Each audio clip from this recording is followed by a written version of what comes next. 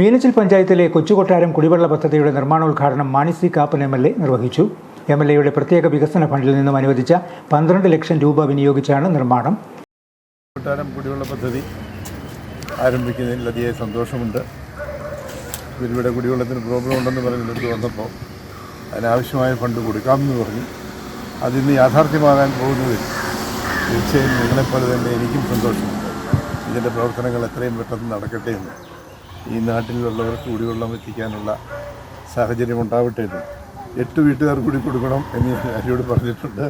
ആ കാര്യങ്ങളിലൂടെ നടപ്പാക്കും എന്ന് വിശ്വസിക്കുന്നു. നിങ്ങളെ എല്ലാവരുടെയും ആശീർവാദത്തോടും അനുഗ്രഹത്തോടും കൂടി ഈ കുടിവെള്ള പദ്ധതിയുടെ നിർമ്മാണോദ്ഘാടനം നിർവഹിച്ചാൽ ഞാൻ പ്രഖ്യാപിക്കുന്നു. മീനച്ചിൽ പഞ്ചായത്ത് പ്രസിഡന്റ് സുബി സുരേഷ് യോഗത്തിൽ അധ്യക്ഷയായിരുന്നു. Ambili Nellalayil, Mary Joseph Kakkananiyil, Asha Santhosh Charlayil, Prince Odaykkal, Binsy Isaac, Vijayakumari, Shiny Santhosh, Thankachan VK, Lali Mathew, Bobby Edappadi, Sugu Vazhamattom, Ratheesh Valiyapuraykkal, Dias K Sebastian, Baby Eettathodu എന്നിവർ ചടങ്ങിൽ പങ്കെടുത്തു.